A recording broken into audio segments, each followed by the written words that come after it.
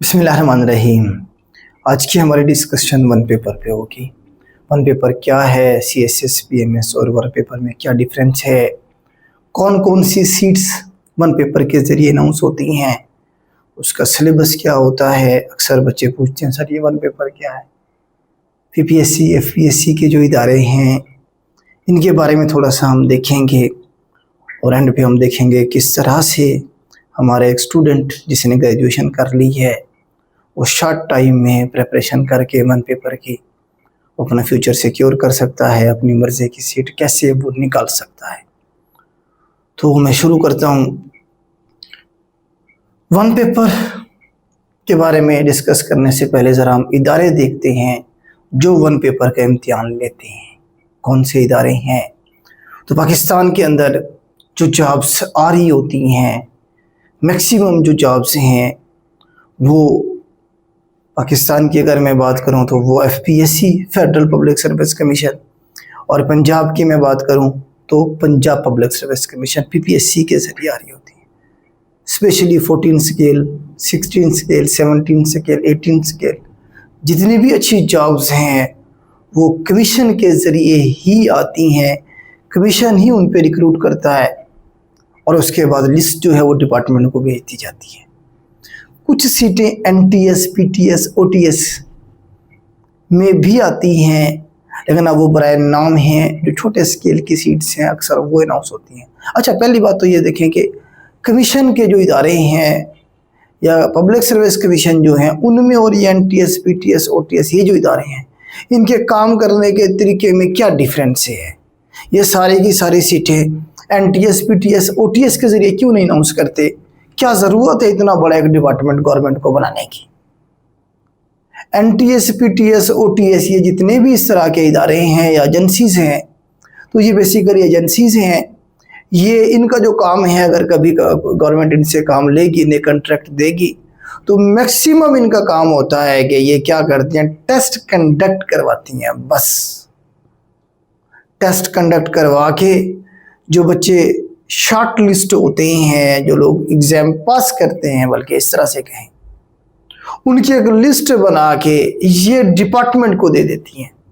मिसाल के तौर पे पुलिस में सीटें आई NTS के ज़रिए कांस्टेबल की, तो ये NTS को फ़र्ज़ करें अगर दी जाए तो NTS एग्ज़ाम कंडक्ट करेगी उन बच्चों का।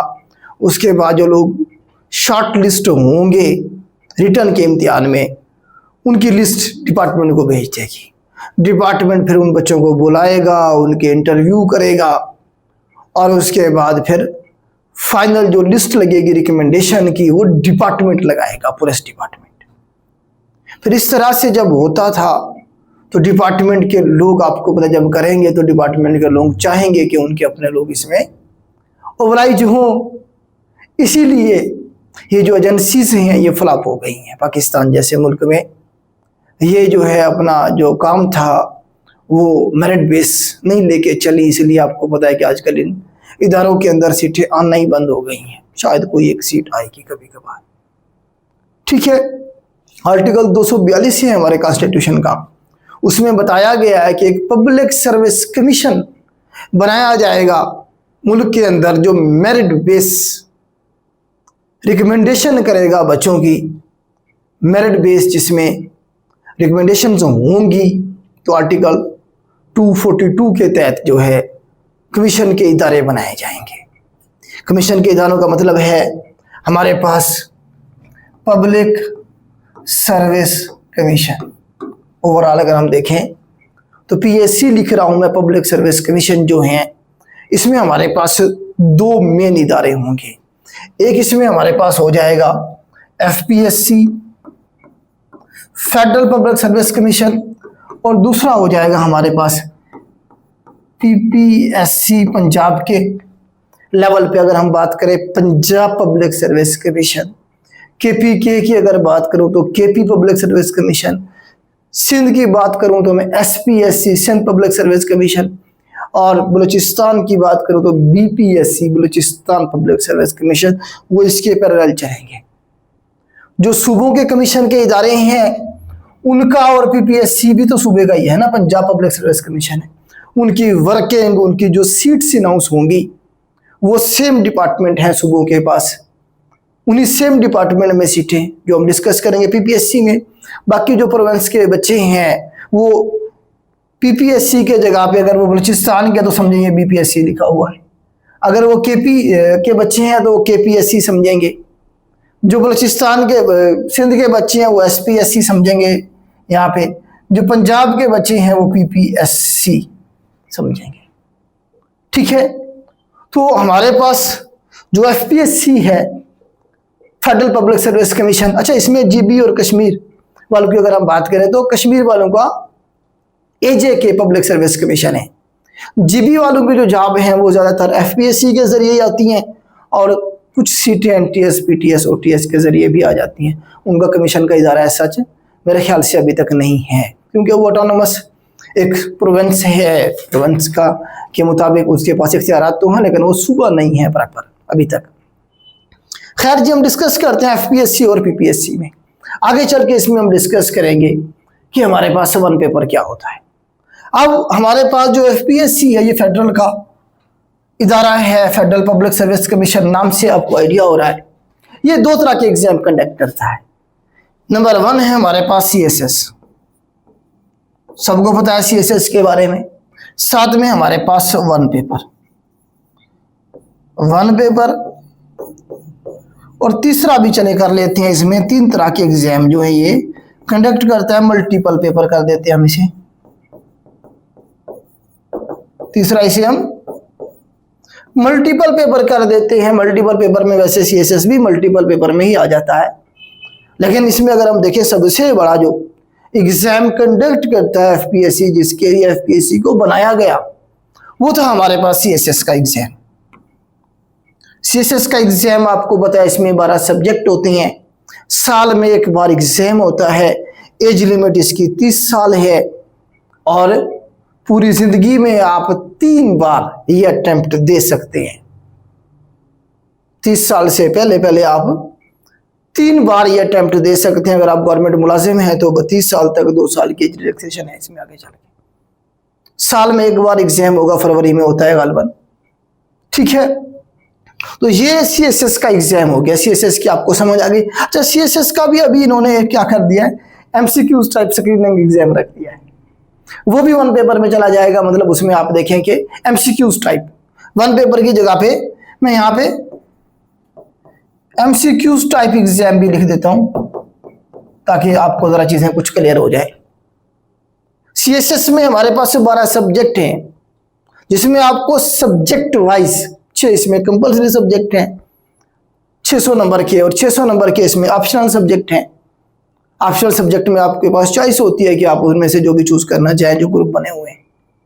अगर आप सीएसएस क्वालिफाई कर लेते हैं, रिटर्न का इम्तिहान, फिर आपका साइकोलॉजिकल असेसमेंट का होता है, उसके बाद इंटरव्यू होता है, उसके बाद आप लोगों की जो एलोकेशन है वो फेडरल के जो 8 बड़े डिपार्टमेंट हैं उनमें आपकी एलोकेशन होती है। आप पास में चले जाते हैं, आप पुलिस सर्विसेज में चले जाते हैं, आप कस्टम में चले जाते हैं, इनकम टैक्स में चले जाते हैं आप। इस तरह से आपके 8 डिपार्टमेंट हैं, जहां पे जितना जिसका मेरिट बनता है वो उसी हिसाब से। इसमें कम से कम जो सीएसएस होगा, कम से कम भी ज़्यादा से ज़्यादा भी 17 स्केल की जॉब्स, अगर आपका सीएसएस में आप रिकमेंड होते हैं, इसका मतलब यह है कि आपको 17 स्केल की जॉब मिलेगी, ना 17 से कम ना 17 से ज़्यादा।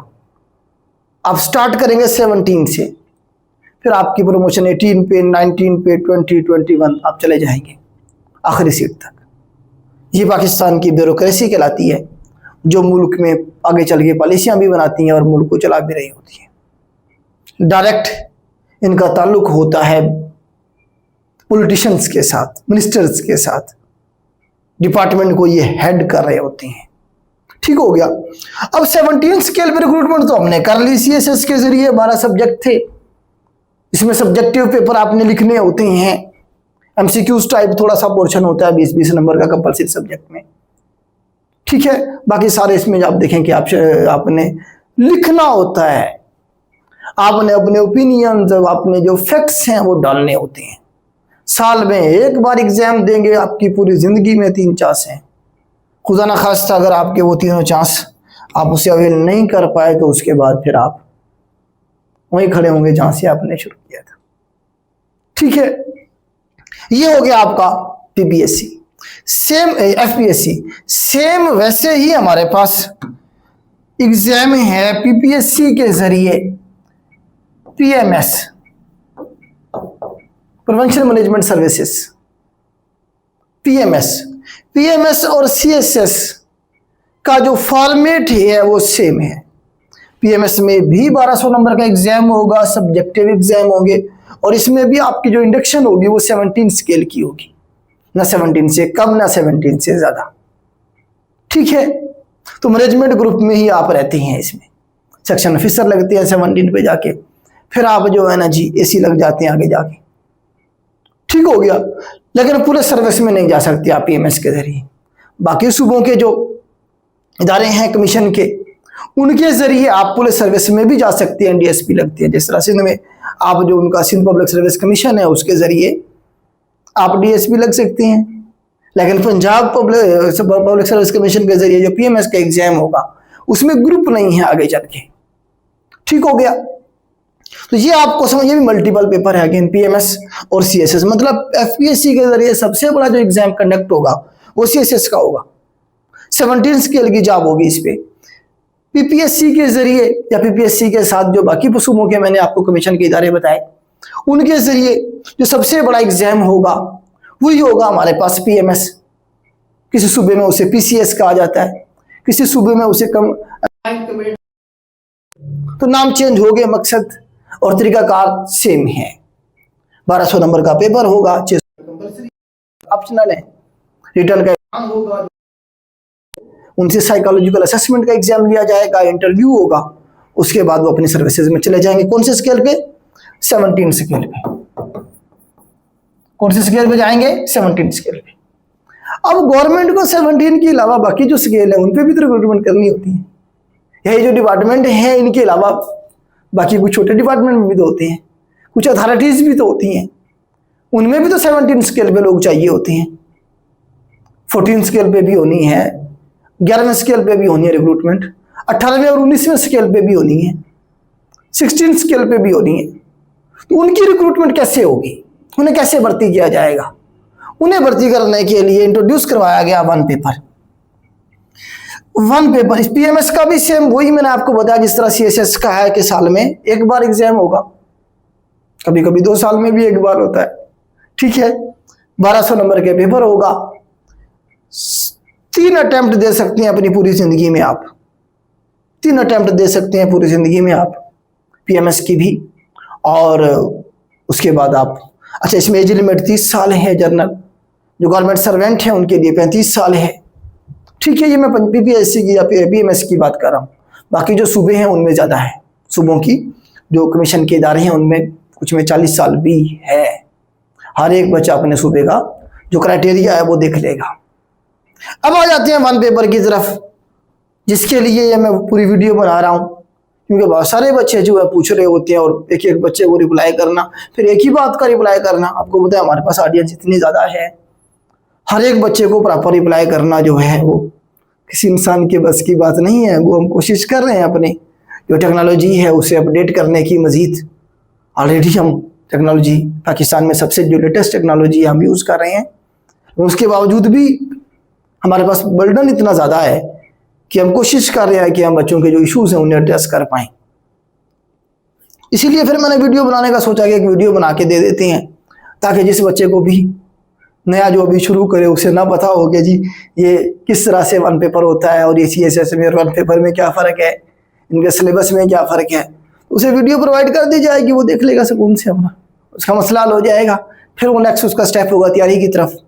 ठीक है, अब हम डिस्कस कर रहे हैं वन पेपर। अब वन पेपर के जो एग्जाम हैं ये हमारे एफपीएससी के जरिए भी होंगे और पीपीएससी या जो बाकी सूबों के इदारे हैं उनके जरिए भी होंगे। वन पेपर का मतलब ये है कि एक ही पेपर होगा 100 नंबर का, एक ही पेपर होगा 100 नंबर का। वन पेपर का मतलब एक पेपर। कौन सा होगा? वो एमसीक्यूज टाइप होगा। कौन सा होगा? एमसीक्यूज टाइप होगा। उसका सिलेबस डिफाइन है।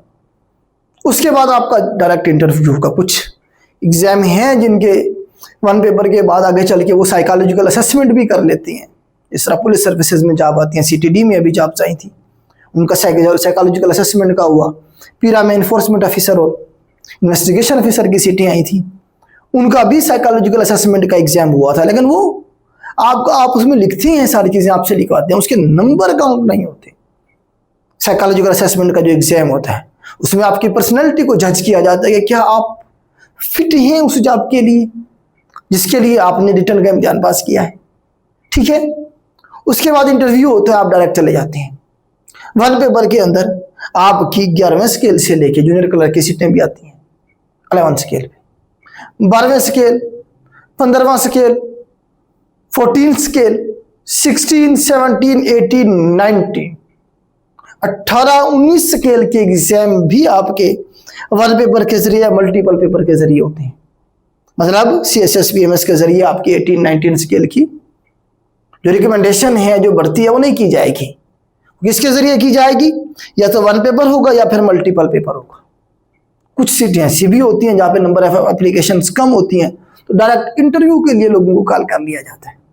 इस तरह भी होता है, ठीक है। अब हम डिस्कस कर रहे थे वन पेपर। अब वन पेपर के जरिए जॉब्स कौन कौन सी आएंगी, पहले तो ये देखते हैं, फिर उसके एग्जाम का तरीकाकार हम देखेंगे। इसे मैं रेज करता हूं।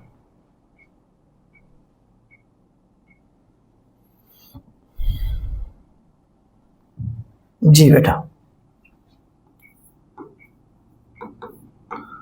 वन पेपर अगर हम देखें अब, तो FPSC की अगर मैं बात करूं तो FPSC में कस्टम डिपार्टमेंट है आपका कस्टम डिपार्टमेंट है। इंस्पेक्टर कस्टम की सीट आती है 16 स्केल पे, जबरदस्त सीट। नंबर 2 पे हमारे पास FIE आ जाएगा, जिसमें अभी अपकमिंग में सीट्स हैं इंस्पेक्टर FIE और असिस्टेंट डायरेक्टर FIE की, FPSC के जरिए आएंगे। उसके बाद आप देखें कि हमारे पास IB का डिपार्टमेंट है, असिस्टेंट डायरेक्टर IB की सीटें आती हैं इसमें। NAB का डिपार्टमेंट है हमारे पास, NAB, AD NAB की सीटें आती हैं। इसी तरह से अगर हम देखें NHA में पेट्रोल ऑफिसर की सीटें आती हैं। पेट्रोल ऑफिसर मतलब NHA लिख देता हूं। NHA में हमारे पास पेट्रोल ऑफिसर की सीटें आती हैं। FBR इंस्पेक्टर की सीटें आती हैं हमारे पास। Passport office, anti narcotics department में सीटें पिछले दिनों आई थी इंस्पेक्टर की। तो इस तरह से ये आपके सारे फेडरल के इदारे हैं। फेडरल के इदारे हैं ये जो मैंने आप जब लिखे हैं, इनके अंदर 16 और 17 स्केल की जो रिक्रूटमेंट होगी वो FPSC के जरिए होगी और वो वन पेपर के जरिए होगी। वन पेपर के जरिए होती है। अच्छा, ASF इसमें आ जाएगा। ASF का तो हमने जिक्र ही नहीं किया, इतनी सारी सीटें आई हुई है ASF में, ADSF की और इंस्पेक्टर ASF की सीटें आती, ठीक है। अब इनके अंदर पहले वन पेपर ही था सारी सीटों पे, लेकिन कुछ सीटों पे पिछले कुछ दिनों से डिस्क्रिप्टिव कर देगा, मतलब मल्टीपल पेपर, 2 पेपर की तरफ चले गया कमीशन कि जी 2 एग्जाम होंगे। एक तो ये वन पेपर होगा GK type, MCQs type 100 number का। जो लोग शॉर्टलिस्ट होंगे उनसे एक डिस्क्रिप्टिव इंग्लिश का ऐसे वगैरह छोटा सा इस तरह का इंग्लिश का एक और पेपर ले रहे थे।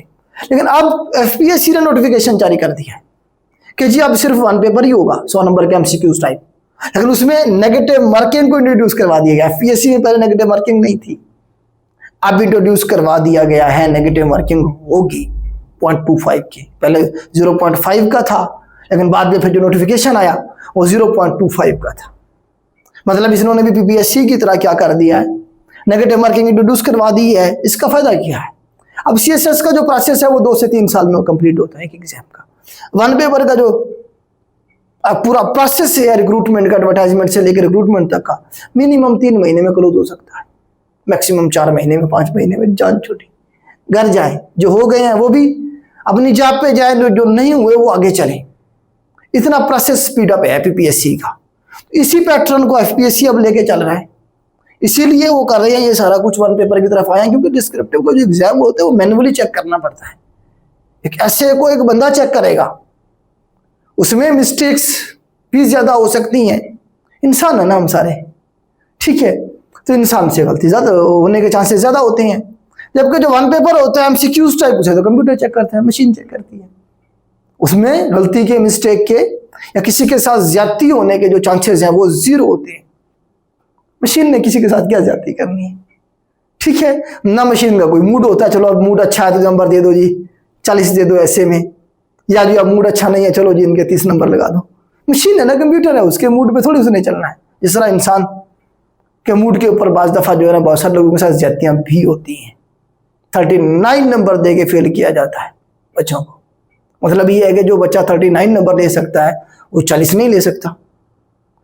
मतलब पता नहीं किस तरह का मतलब है कि माइंड सेट होता है। खैर जी, इस पर हम फिर कभी बात करेंगे कि किस तरह की जो इसमें मिस्टेक्स हैं या जो जातियां हैं बच्चों के साथ होती हैं, जिन्हें के दूर होना चाहिए, नहीं होनी चाहिए। एक बच्चा 3 साल 4 साल का लगा के मेहनत करता है, अपनी पूरी जिंदगी का सारा सरमाया और पूरी एनर्जी लगा देता है, और जब उसके साथ इतनी सी छोटी सी मतलब है कि मिस्टेक या ज्यादती करके उसे जब बाहर कर दिया जाता है तो लोगों की जिंदगियां खत्म हो जाती हैं।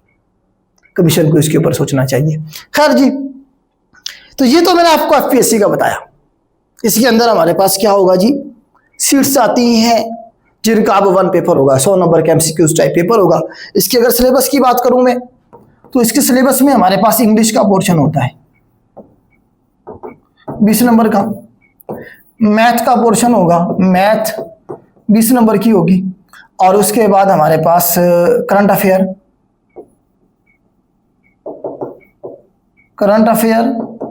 20 नंबर की होगी, इस्लामिक स्टडीज प्लस पाक स्टडीज ये 20 नंबर की होगी, ठीक है। उसके बाद इसमें क्या रह गया, मैथ हो गया, इंग्लिश हो गई, करंट अफेयर हो गया, इस्लामिक स्टडीज, पाकिस्तान स्टडीज हो गई। एक्ट बाज दफा डाल देते हैं इसके अंदर, जिस तरह एसएफ में एसएफ का एक्ट डाल देंगे, एफआईए में एफआईए का एक्ट डाल देंगे, आईबी में या नैब में उनका एक्ट डाल देते हैं। अच्छा, इसके अंदर 2 चीजें और भी होती हैं। इसके अंदर जनरल यही होता है, इसमें सब्जेक्ट अगर 2 और ऐड करूं मैं, हमारे पास everyday science EDS plus computer, ये 2 सब्जेक्ट भी होते हैं। मतलब इसमें उर्दू नहीं होता है। मतलब ये है कि जिस तरह से कस्टम की सीटें आती है उसमें कंप्यूटर का पोर्शन होता है, ठीक है। एफआईए की सीट आएगी तो एवरीडे साइंस का पोर्शन होगा उसके अंदर, तो एक आधा सब्जेक्ट इसमें से निकाल दिया जाएगा, कभी एक्ट को निकाल दिया जाएगा, इधर से कंप्यूटर और ईडीएस डाल दिया जाएगा, कभी ईडीएस कंप्यूटर को निकाल के एक्ट डाल दिया जाएगा। ये जो 4 पोर्शन है ये फिक्स है, ठीक है। तो ये आपका सिलेबस होता है एफपीएससी का जो 1 पेपर है उसका, ठीक हो गया। अब आपको बात समझ आ गई है। और जो आपका सीएसएस का एग्जाम जो मैंने बताया आपको बड़ा एग्जाम होगा, उसका भी जो स्क्रीनिंग टेस्ट है उसमें भी यही पोर्शन डाला गया है, ठीक है। उसमें जो सब्जेक्ट हैं यही होते हैं ऑलमोस्ट, इनमें से ही वो पोर्शन डालते हैं, एक्ट नहीं होता, बाकी जनरल चीजें होती हैं। ये मैंने आपको एफपीएससी के बारे में बताया। इसमें एफपीएससी के इदारे में हर एक बंदा अप्लाई कर सकता है। इसमें जीबी के लोग भी अप्लाई कर सकते हैं, इसमें कश्मीर के लोगों की भी सीटें होती हैं, इसमें बाकी जो 4 सूबे हैं उनकी भी सीटें होती है, इस्लामाबाद के लोग भी इसमें अप्लाई कर सकते हैं। कम से कम इसमें ग्रेजुएशन चाहिए होती है, या फिर कुछ सीटें ऐसी आएंगी जहाँ पे मास्टर्स चाहिए होगा, मतलब 16 ईयर एजुकेशन चाहिए होती है। आपने किसी भी सब्जेक्ट में की हुई है कोई इशू नहीं है। कुछ सीटें आती हैं जो सब्जेक्ट बेस होती हैं, इनमें से कुछ सीटें ऐसी भी आएंगी जो मल्टीपल पेपर पे होंगी। मतलब वो क्या करेंगे जी, 1 पेपर लेंगे, अगर कमीशन को लगता है कि नहीं यार एक और फिल्टर लगाना चाहिए हमें स्क्रूटनी के लिए, तो वो एक छोटा सा ऐसे का पेपर भी दे सकते हैं। हर एक सीट पे नहीं देंगे, ठीक है। जिस तरह से अभी सीटें आई थी एफबीआर में, एफबीआर इंस्पेक्टर में, उसमें उन्होंने डिस्क्रिप्टिव का एग्जाम ले लिया था, कस्टम में भी लेते थे साथ में, अब उन्होंने खत्म कर दिया, नोटिफिकेशन जारी कर दिया है वैसे पीपीएससी में, उनकी वेबसाइट पे पड़ा हुआ है। ये मैंने आपको समझाया सारा एफपीएससी का। अब जरा हम देख लेते हैं पीपीएससी का, पंजाब पब्लिक सर्विस कमीशन में कौन कौन से डिपार्टमेंट है, और जो है ना उसका सिलेबस भी देख लेंगे, और आगे चल के हम उनमें सीट्स कौन कौन सी आती हैं वो भी देख लेंगे। PPSC Punjab public service commission, इसमें अगर हम डिपार्टमेंट की बात करें तो सबसे पहले पुलिस डिपार्टमेंट को देखें।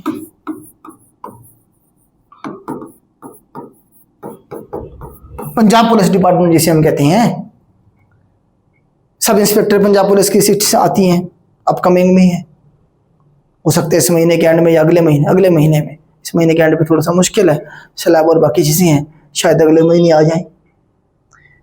असिस्टेंट पुलिस की सीटें आई थी, अभी रिकमेंडेशन हुई, 36-37 बच्चे हमारा रिकमेंड हुए थे उस सीट। उसके बाद पुलिस में ही अगर उसके आगे मजीद डिपार्टमेंट की बात करें, स्पेशल ब्रांच में सीटें आई थी पिछले दिनों, ठीक है, इन्वेस्टिगेशन ऑफिसर की। इसी तरह से सीटीडी में सीटें आई थी 400 कुछ कारपोरल की। इसी तरह से इसके साथ में अगर होम डिपार्टमेंट को भी ऐड कर लूं तो असिस्टेंट जेल सुपरिटेंडेंट की सीटें भी आई हुई हैं, आपके सामने है। डिप्टी जेल सुपरिटेंडेंट की सीटें आई हुई हैं, किसके जरिए? कमीशन के जरिए, पीपीएससी के जरिए। उसके बाद अगर हम आगे चले तो इरिगेशन डिपार्टमेंट को देखें, जिलेदार के अभी इंटरव्यू चल रहे हैं। इरिगेशन डिपार्टमेंट में असिस्टेंट की सीटें आती हैं बहुत सारी। इसी तरह से अगर हम देखें SNGAD डिपार्टमेंट, SN मैं लिख देता हूं, चलें,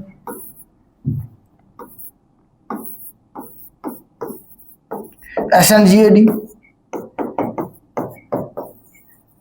इरिगेशन डिपार्टमेंट, SNGAD में असिस्टेंट SNGAD की सीटें आती हैं। जूनियर क्लर्क की सीटें आती है SNGAD डिपार्टमेंट में। Services and general administration department, जो कि मदर ऑफ ऑल डिपार्टमेंट कहलाता है, जो पूरी पंजाब की ब्यूरोक्रेसी को चलाता है, ट्रांसफर पोस्टिंग से लेके सारे जो मामलात हैं उनके ऑफिशियल, वो SNGAD डिपार्टमेंट देखता है। असिस्टेंट की सीटें थी, उसमें आपको बताया हमारे बच्चे 22-23 बच्चे हुए थे उसमें रिकमेंड। इस तरह से इरिगेशन डिपार्टमेंट का मैंने आपको बताया। इस तरह से अगर हम देखें एंटी करप्शन डिपार्टमेंट में सीटें आनी है, inspector anti corruption, assistant director anti corruption, excise inspector excise department, excise department में अभी सीटें आई हुई है, आपको बताया असिस्टेंट एक्साइज, असिस्टेंट की सीटें हैं। इसी तरह से आप देखें कि इंस्पेक्टर एक्साइज इंस्पेक्टर की सीट्स पिछले दिनों आई हैं, हमारे बच्चे हुए हैं, उनके इंटरव्यू भी हमने आपके साथ शेयर किए, ठीक है। 16 स्केल होता है इनका, ये सारे वन पेपर के जरिए हैं। इसी तरह से हम देखें औकाफ डिपार्टमेंट में मैनेजर औकाफ की सीटें आती हैं, काफ़ी अरसा हो गया वैसे आई नहीं है मैनेजर औकाफ की सीटें, अपकमिंग में इंशाल्लाह जल्दी आएंगी। इसी तरह से कोऑपरेटिव डिपार्टमेंट देखें, inspector cooperative, assistant registrar cooperative का एग्जाम होने जा रहा है, अभी सीटें आई थी। इसी तरह से सब इंस्पेक्टर कोऑपरेटिव डिपार्टमेंट, उसकी सीटें हैं काफ़ी सारी अपकमिंग में हैं, खाली पड़ी हुई हैं। रिक्वेजिशन भी भेजी हुई है पीपीएससी को, अब पीपीएससी कब अनाउंस करता है कोई पता नहीं है, लेकिन अनाउंस होंगी 2 महीने बाद हो चाहे 4 महीने के बाद। इसी तरह से अगर हम देखें अकाउंट डिपार्टमेंट में डिप्टी अकाउंटेंट की सीटें आनी है, बड़ा ज़बरदस्त फाइनेंस डिपार्टमेंट में, ठीक है। इसी तरह लेबर डिपार्टमेंट को देखिए आप, लेबर डिपार्टमेंट में इंस्पेक्टर लेबर और लेबर ऑफिसर की सीटें भी पिछले दिनों आई हैं, जिसका भी आगे चल के एग्जाम होना है। इसी तरह से अगर हम देखें हेल्थ डिपार्टमेंट में सीटें आती हैं, ठीक है। इसी तरह से लोकल गवर्नमेंट में सीटें आती हैं, असिस्टेंट लोकल गवर्नमेंट की आती हैं, ठीक है। सीओ की सीट्स आती हैं, चीफ ऑफिसर की, म्यूनसिपल ऑफिसर की सीटें आई थी पिछले दिनों। तो ये सारे वो डिपार्टमेंट हैं पंजाब के। इसी तरह से जैसे पंजाब के हैं वैसे ही सिंध के हैं, वैसे ही बलूचिस्तान के हैं, वैसे ही KPK के हैं। रेवेन्यू डिपार्टमेंट की अगर मैं बात करूँ तो तहसीलदार, अभी आपको पता एग्जाम हुआ है, ठीक है। इसी तरह से नायब तहसीलदार की सीटें अपकमिंग में है, वो आनी है। क्लर्क की सीटें आती है, पेलरा डिपार्टमेंट है, असिस्टेंट बोर्ड ऑफ रेवेन्यू की सीटें आती हैं, ठीक है। पैसी डिपार्टमेंट है, जैसे लेबर डिपार्टमेंट में आएगा ये भी, ठीक है, तो उसके अंदर सीटें आती हैं। अभी असिस्टेंट डायरेक्टर पैसी की सीटें पिछले दिनों आई थी, असिस्टेंट पैसी की सीटें अभी आई हुई है। तो ये वो सारे डिपार्टमेंट हैं, जिस तरह से पंजाब के हैं वैसे सिंध के भी हैं, वैसे बलूचिस्तान के भी हैं, वैसे KPK के भी हैं। कौन रिस्पॉन्सिबल है इनके ऊपर? 11 स्केल से लेके 19वें स्केल तक जितनी भी सीटें आएंगी उन्हें रिक्रूट कौन करेगा? सूबे का जो कमीशन का इदारा है वो करेगा। जैसा कि पंजाब की बात करें तो PPSC, Punjab public service commission करेगा। और इनमें से मोस्टली जो सीट्स आती हैं उनकी रिक्रूटमेंट किस बेस पे होगी? वन पेपर की बेस पे होगी। AD LDA देखें आप, इसी तरह से AD लोकल गवर्नमेंट की सीटें, इस तरह से बहुत सारी सीटें हैं, ठीक है। तो ये सारी जो सीटें हैं, PMS का एग्जाम मैंने अलग कर दिया था, पहले आपको बता देता, PMS का एग्जाम 12 सब्जेक्ट वाला वो अलग होगा, करेगा ये डिपार्टमेंट, PPSC ही करेगा उसे भी। लेकिन जो बाकी एग्जाम है, अब ये जो एग्जाम मैंने आपको इतनी सारी सीटें बताई, इसमें से 90% जो सीट्स हैं वो वन पेपर के जरिए उनका एग्जाम होगा और रिकमेंडेशन होगी। वन पेपर का मतलब 100 नंबर का MCQs टाइप पेपर होगा उनका, जस्ट 100 नंबर का MCQs का एग्जाम दे, इंटरव्यू दे, रिकमेंड हो जाए। 3 से 6 महीने का मैक्सिमम प्रोसेस होता है एक एडवर्टाइजमेंट से लेके फाइनल लिस्ट लगने तक, डिपार्टमेंट में इंडक्शन तक का जो टोटल टाइम है वो 3 से 6 महीने लगाता है पीपीएससी। उसमें से कुछ सीटें ऐसी 10% मैंने इसलिए छोड़ दिया है, कुछ सीटें ऐसी भी हैं जिस तरह से तगड़ी सीटें जो हैं उनके ऊपर उन्होंने डिस्क्रिप्टिव कर दिया होगा, मतलब ऐसे का एग्जाम भी साथ में ले रहे हैं या फिर एक्ट का पोर्शन डाल रहे हैं। जैसे ADLDA के लिए ऐसे डाला हुआ है, असिस्टेंट रजिस्ट्रार कोऑपरेटिव के लिए एग्जाम मल्टीपल पेपर कर दिया उन्होंने, मतलब 4 पेपर हो सकते हैं, 2 भी हो सकते हैं, 1 भी हो सकते हैं। ठीक हो गया। 90% जो सीटें सारी 1 पेपर के बेस पे, एक एग्जाम होता है एमसीक्यूज टाइप, उसका सिलेबस भी डिस्कस कर रहे थे अभी हम। तो ये मैंने आपको जो 1 पेपर के सीट्स वो कौन कौन सी हो सकती हैं और उनकी जो रिक्रूटमेंट का तरीकाकार है। एक एग्जाम होगा, उसके बाद आपका इंटरव्यू होगा, 100 नंबर का इंटरव्यू होगा, 100 नंबर का आपका रिटर्न का इम्तिहान होगा, 200 नंबर का एग्जाम होगा आपका टोटल। उसके बाद आप रिकमेंड हो जाएंगे। इसमें एकेडमिक नंबर भी अभी तक तो काउंट हो रहे हैं, आगे चल के इंशाल्लाह इसके बारे में भी न्यूज़ आएगी। अभी बातचीत चल रही है, कमीशन इसके ऊपर सोच रहा है कि ये एकेडमिक नंबर जिस तरह FPSC वाले काउंट नहीं करते वैसे ही हम भी ख़त्म कर दें। FPSC में एकेडमिक नंबर काउंट नहीं होते। आपने मैट्रिक में इंटर में क्या किया, कमीशन को इससे कोई गर्ज नहीं है, होनी भी नहीं चाहिए भाई। जब तुमने कमीशन का एक इम्तिहान रख दिया है कॉम्पिटिटिव एग्जाम, ठीक है, तो आप उसकी बेस पर रिक्रूटमेंट करें। एक बच्चे ने 5 साल पहले वो नहीं पढ़ता था, उसने नहीं पढ़ा, उसकी सजा आप क्यों मिले भाई? उसके जो कंपटीटर हैं उनके साथ वो आके बैठ रहा है एग्जाम में, वो नंबर लेके आ रहा है, अब तो पढ़ा है उसने, ठीक है, होना भी नहीं चाहिए, काउंट करने भी नहीं चाहिए एकेडमिक नंबर को, लेकिन बस वो चल रही है भेड़ चाल, अब क्या करें। लेकिन आगे चल के इंशाल्लाह इसके ऊपर कुछ रिफॉर्म्स होंगे मजीद। तो ये था आपका 1 पेपर। अब इसका सिलेबस क्या हो सकता है पीपीएससी का, अगर हम बात करें इसे में सिलेबस भी थोड़ा सा डिस्कस कर, इतनी जो सीटें मैंने आपको गिनवाई हैं इन सारों का जो सिलेबस है वो आपका हो सकता है, जरा हम देख लेते हैं। 10 सब्जेक्ट होते हैं उसमें, हमारे पास 10 सब्जेक्ट होते हैं। 10 सब्जेक्ट में जब हम बात करते हैं तो उसमें हमारे पास इंग्लिश नंबर 1, हमारे पास वो इंग्लिश, वही FPSC, मतलब जो FPSC के 5-6 सब्जेक्ट होते हैं वही पीपीएससी के भी होंगे लाजमी। उसके अलावा 1-2 साथ में एक्स्ट्रा है। इंग्लिश के बाद हमारे पास मैथ का पोर्शन होता है, फिर हमारे पास EDS एवरीडे साइंस जिसे हम कहते हैं इसका पोर्शन होगा, फिर हमारे पास कंप्यूटर का पोर्शन होगा, फिर हमारे पास आप देखें कंप्यूटर के बाद मैथ हो गया, करंट अफेयर का पोर्शन होता है, करंट अफेयर के बाद हमारे पास ज्योग्राफी का पोर्शन होता है,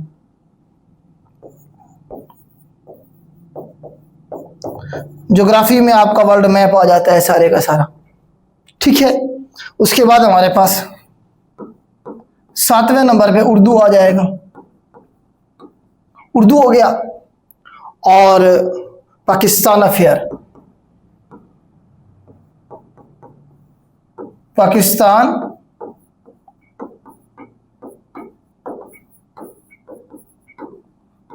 अफेयर जिसमें पाकिस्तान हिस्ट्री आ जाएगी, पाकिस्तान के मामलात आ जाएंगे। और उसके बाद हमारे पास आ जाएगा इस्लामिक स्टडीज,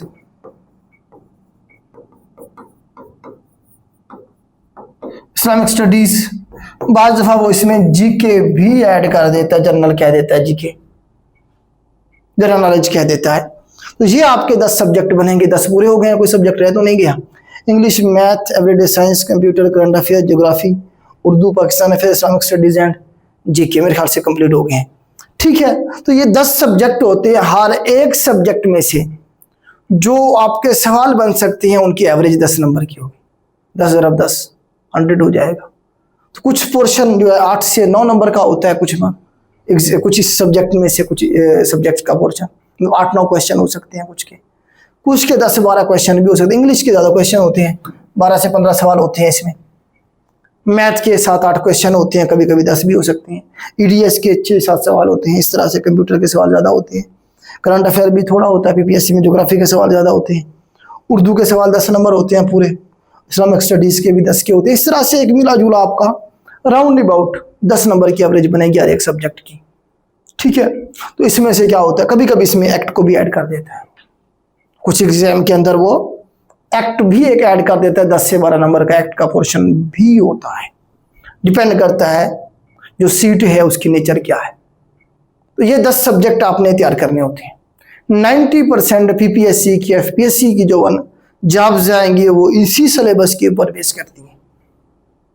इसी सिलेबस टॉपिक्स यही हैं, सब्जेक्ट यही हैं।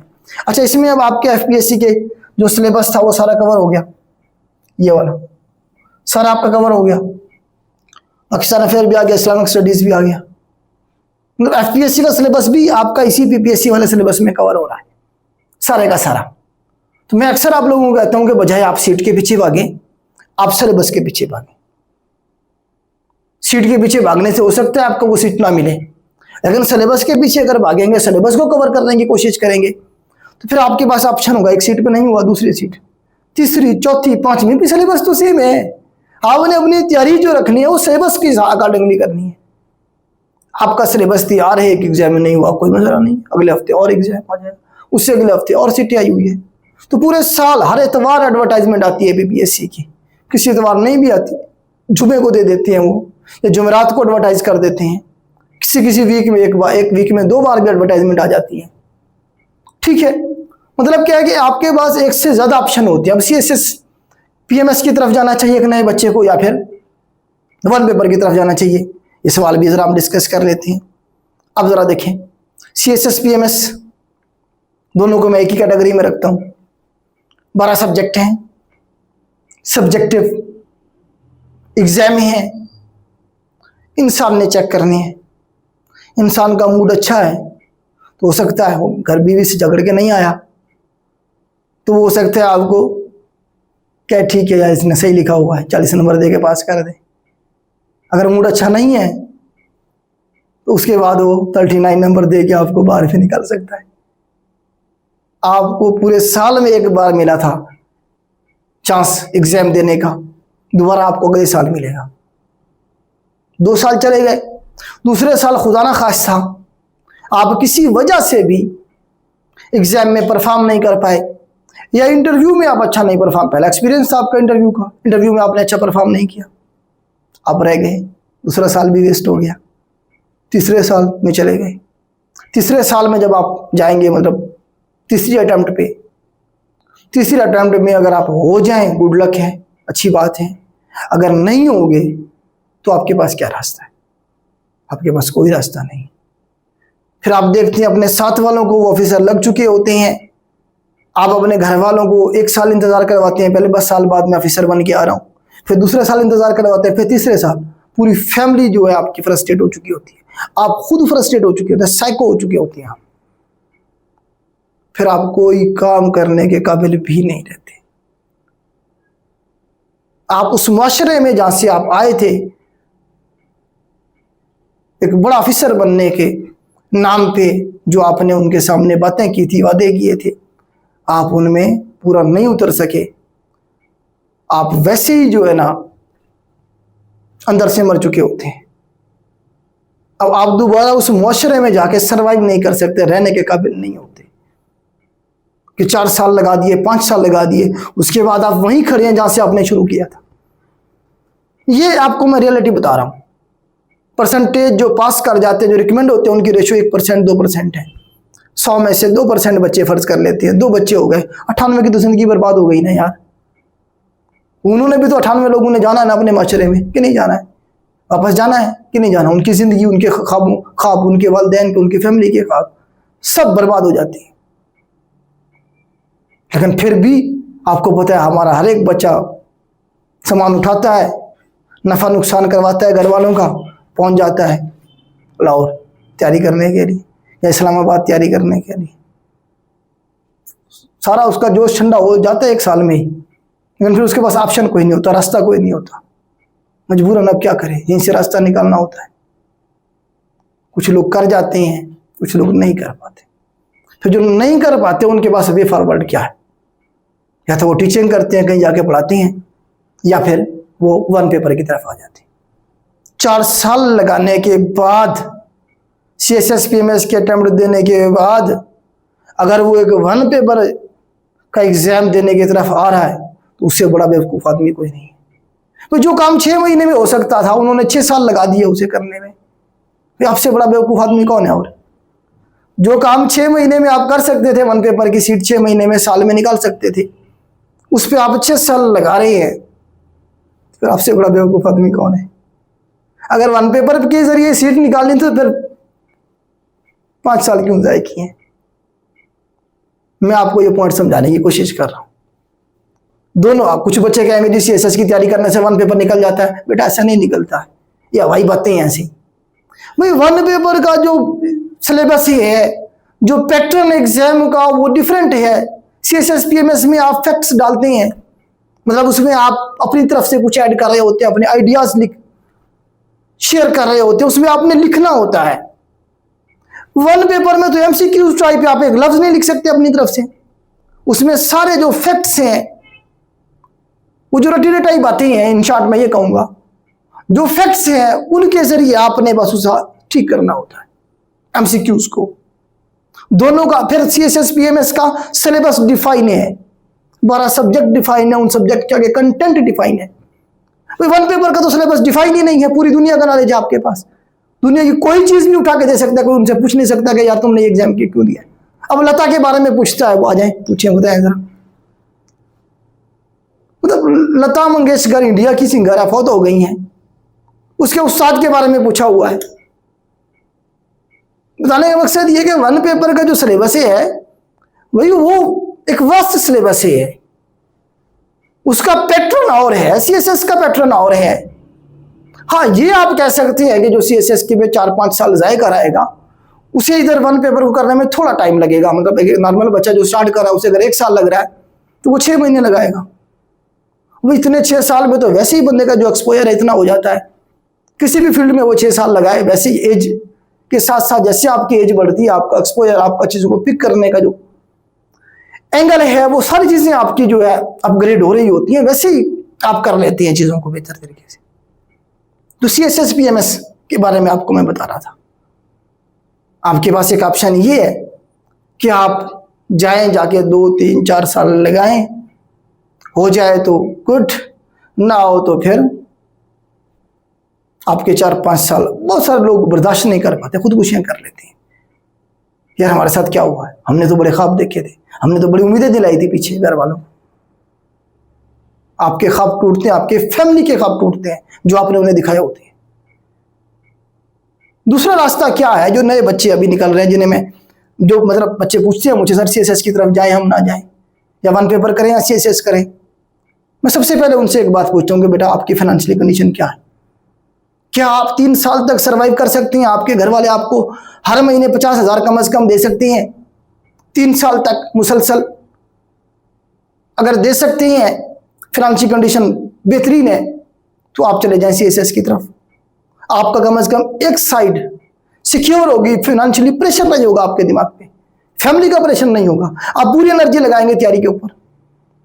99% बच्चे हमारे जाते हैं कि बीघा जमीन का बेच के, या कोई गाय बेच के जाते हैं, कोई भैंस बेच के जाएंगे, या किसी का सोना बेच के जाएंगे। उनके दिमाग में फाइनेंशियली प्रेशर होता है कि यार मैंने कैसे सर्वाइव करना है, 1 साल के बाद ये पैसे खत्म हो जाएंगे, मैं क्या करूंगा आगे चल के। इस वजह से वो अपना पूरा फोकस नहीं दे पाते अपने स्टडी को। रिजल्ट फिर वो जो नफा नुकसान करके गए थे वो भी बर्बाद। 4 साल 5 साल बड़ा टाइम होता है। 5 साल में 5 मुल्क फतह हो सकते हैं, बल्कि आजकल तो इससे भी जल्दी हो जाता है, टेक्नोलॉजी का दौर है। तो बताने का मतलब है कि फिर आपके पास रास्ता क्या होगा अगर आप नाकाम हो जाते हैं। तो मैं उन्हें कहता हूँ कि भैया वन पेपर की तरफ जाएं, 6 महीने 8 महीने साल लगा के सीट निकालने, जो भी आपको मिलती है। 16 स्केल की, 14 की आपने सीट निकाल ली, आपकी टेंशन खत्म हो गई जिंदगी की कि यार मेरे फ्यूचर का क्या बनेगा, मेरी नौकरी नहीं हुई है। आपको किसी से पैसे नहीं मांगने पड़ेंगे, घर वालों से या किसी से भी। आपकी एक साइड, एक मेंटली आप सेटिस्फाई होंगे, यार कम से कम मुझे वो प्रेशर तो नहीं है फाइनेंशियली, किसी के सामने हाथ तो नहीं फैलाने पड़ेंगे आपको पैसों के लिए। भूख इंसान को कुफ्र तक ले जाती है, नबी पाक सल्लल्लाहु अलैहि वसल्लम का फरमान है, इस तरह से मफहूम है कुछ। तो भाई आप कि जब एक साइड सिक्योर होगी, आपकी एज सिक्योर है, सबसे बड़ी बात है, आपकी इशू नहीं है। सीएसएस में आपको 2 साल और मिल गए, पीएमएस में आपको 5 साल और मिल गए, गवर्नमेंट सर्वेंट हो गए ना अब। इसके अलावा कुछ सर्विस कोटा की सीटें भी आती हैं अलग से, पीएमएस मिनिस्ट्रियल जैसे है, वो सिर्फ जॉब वाले वो लोग ही दे सकते हैं। इस तरह से बाकी सूबों क्या है, इसी तरह से फेडरल का भी एग्जाम है एक, जो जॉब होल्डर है उन्हीं के लिए अलग से, ठीक है। दूसरा, अब आप चले जाए से आपने जॉब सिक्योर कर ली, 1 पेपर के जरिए जॉब ले ली, 6 महीने में, साल में कर लिया आपने, ठीक है। उसके बाद अच्छा, वो भी अच्छी अच्छी जॉब्स होती हैं, 17, 18, 19 की स्केल की जॉब आपको मिल सकती है। 16 पे बहुत अच्छी अच्छी सीट्स आती हैं 1 पेपर के जरिए भी। एक एग्जाम है आप, मतलब इसमें नंबर ऑफ चांसेस आपके पास ज़्यादा है कि इसमें आपके पास चांसेस कितने थे सीएसएस पीएमएस में? सिर्फ 3 पूरी जिंदगी में, 1 साल में एक एग्जाम होगा। और ये तो आपकी 1 पेपर के जरिए तो आपकी एतवार एडवर्टाइजमेंट आ रही है। एक चांस एक हफ्ते को मिस हो गया, एक वीक में आपको 2 चांस भी मिलती हैं। फिर आप सीख के आते हैं, कुछ ना कुछ अपनी गलतियों को आइडेंटिफाई करते हैं, इंप्रूव करते हैं, नेक्स्ट एग्जाम में परफॉर्म करते हैं, और नंबर ऑफ चांसेस आपके पास ज्यादा होते हैं। अपनी इन्वेस्टमेंट वहां करें जहां आपके पास नंबर ऑफ चांसेस तो होना एक से ज्यादा। एक दफा आप नाकाम हो जाएंगे, 2 दफा हो जाएंगे, 3 दफा हो जाएंगे, अगली दफा आप खुद ब खुद कामयाब होंगे। नंबर ऑफ ऑप्शंस आपके पास ज्यादा होते हैं। एक चीज आपकी सिक्योर हो गई, अब आप सीएसएस करें, पीएमएस करें, कुछ भी करें, अब आपसे कौन पूछने वाला है? कर लेंगे। ऐसे होता मुश्किल वो मुश्किल जाता है क्योंकि जॉब आपका टाइम लेती है, फिर थोड़ा सा मुश्किल हो जाता है सीएसएस पीएमएस करना उस तरह से। लेकिन हमारे सामने एग्जाम्पल है, उन्होंने किया लोगों ने। कम से कम आपके आज के दौर में जिस तरह का दौर चल रहा है, अपना जो फिनेंशियली जो मामलात होती हैं उन्हें भी तो साथ लेके चलना होता है ना। तो मेरा मशवरा ये होता है बच्चों को कि आप 1 पेपर की तरफ जाएं, 6 महीने में, 8 महीने में, साल में, जितना जल्दी हो सकता है सीट निकालें। 11वें स्केल की, 14वें स्केल की, 15वें की, 17वें की, 16वें की, जो मिलती है ले लें। एक साइड सिक्योर हो, आपको कॉन्फिडेंस बिल्ड हो आपके अंदर कि यार मैंने ये कर लिया तो मैं वो भी कर लूंगा। दूसरी बात ये है कि 17 स्केल पे जब सीएसएस पीएमएस में जाते हैं आप इंटरव्यू के दौरान, आपकी हर चीज़ काउंट हो रही होती है, हर चीज़ देखी जाती है, परखी जाती है। जब आप एक प्रैक्टिकल एक फील्ड का हिस्सा होते हैं, कि इदारे का हिस्सा होते हैं, जॉब कर रहे होते हैं, तो आपका एक्सपोजर, आप पूरे मुल्क की जो ब्यूरोक्रेसी है उसके आपके सामने होती है। आप प्रैक्टिकली उस सर्विस का हिस्सा बन चुके होते हैं, जो आपको इंटरव्यू में फेवर करती हैं आगे चल, जो आपका एक्सपोजर वास्ट करती हैं। मतलब नेक्स्ट जो आपका स्टेप है उस पर आपको हेल्प आउट करती हैं कि आप वो इजीली क्या कर लें, सीट निकाल लें, ठीक है। तो ये वजह होती है, अक्सर मैं आपको कह रहा होता हूँ, बच्चे पूछ रहे होते सर उधर जाएं या ना जाएं, तो ये वजह है बेटा। अगेन मेरा मशवरा है कि 1 पेपर की तरफ जाएं, जो अभी बच्चे स्टार्ट कर रहे हैं, सीट निकाल लें, ताकि आपके माशरे के लोग जीने नहीं देते। आपको पता है किसी का भी जो माशरे के लोग रिश्तेदार, आपको पता है मेहरबान होते हैं हर किसी पे। जब आप नाकाम होते हैं तो बहुत खुश होते हैं, बहुत सारे खुश नहीं भी होते। तो उन सब का मुंह बंद कर रहे हैं कि अली आप क्या करें, पहले अपना फ्यूचर सिक्योर कर लें। आपने एक चीज़ अचीव कर ली, कॉन्फिडेंस बिल्ड हुआ, चीज़ों को एक्सपोजर हुआ, आपको प्रैक्टिकली आप फील्ड का हिस्सा बन गए, डिपार्टमेंट की वर्किंग को आपको समझ आ गई। फिर आपने थोड़ी सी अपनी जो मेहनत वाली साइड पे आना है, तैयारी करनी है, और आपने सीट अपनी मर्जी की सीएसएस पीएमएस भी आप फिर कर सकते हैं।